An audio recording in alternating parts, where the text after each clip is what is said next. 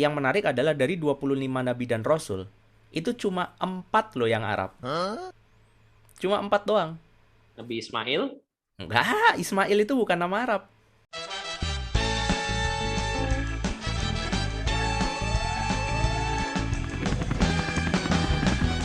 Ini lagi.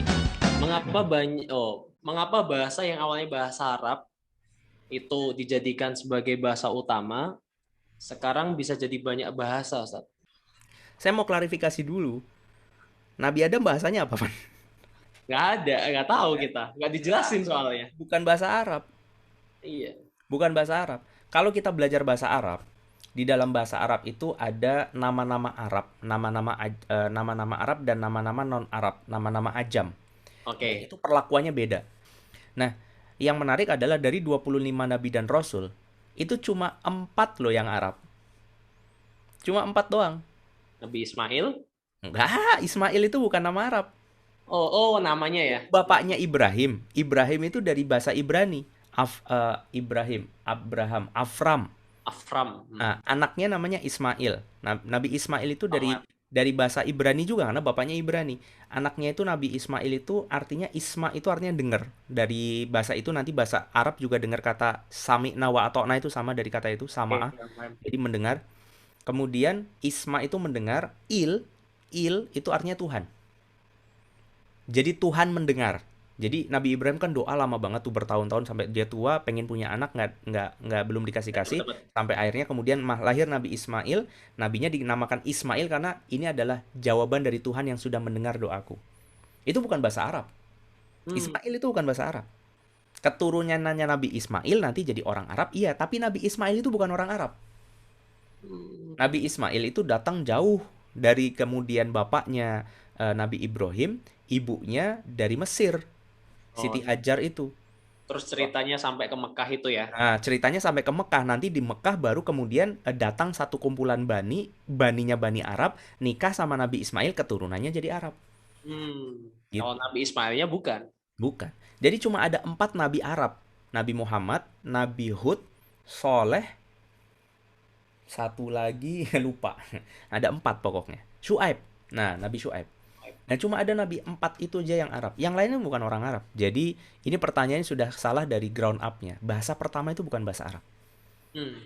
Terus apa? Allahu alam bisawab. Dan bahasa itu nggak mungkin bisa terbendung. Perubahannya pasti berubah. Wong jangankan kok cerita orang dari zaman Nabi Muhammad ke kita, dari bapak kita ke kita aja itu sudah ada gap bahasa.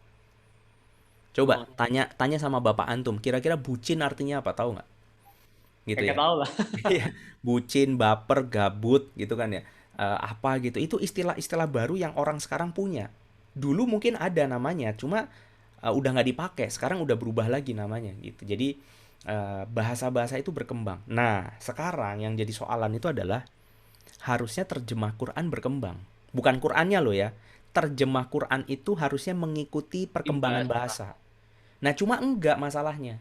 Terjemah Quran ketika kemudian mulai diterjemahkan dari Depak sampai sekarang, itu terjemahnya begitu.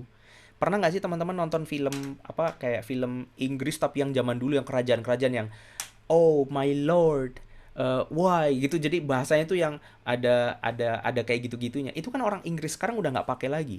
Iya, iya, iya. Nah, Al-Quran itu masih pakai bahasa EYD-nya zaman bapak-bapak kita.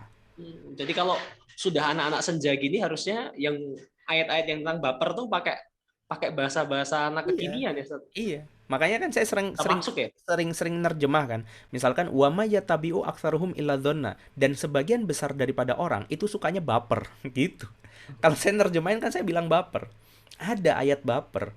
Itu dzon itu kan prasangka. Cuma zaman sekarang siapa sih yang pakai kata prasangka? Kamu jangan berprasangka dong. Pernah nggak dengar orang ngomong kayak gitu? Kan enggak. Sekarang orang ngomongnya baper, bawa perasaan. Nah, maka baper ini bisa nge-replace prasangka. Makanya butuh eh, anak-anak zaman now yang paham agama biar Al-Qur'an ini bisa bukan dirubah ya sekali lagi, tapi bisa dibahasakan dengan bahasa yang sekarang orang pahami. Hmm. Gitu. Jadi ini soalan bahasa ya. Jadi nggak boleh kita ngerubah arti Quran. Tetapi kalau mengartikan dengan bahasa yang up to date boleh. Itu nggak apa-apa.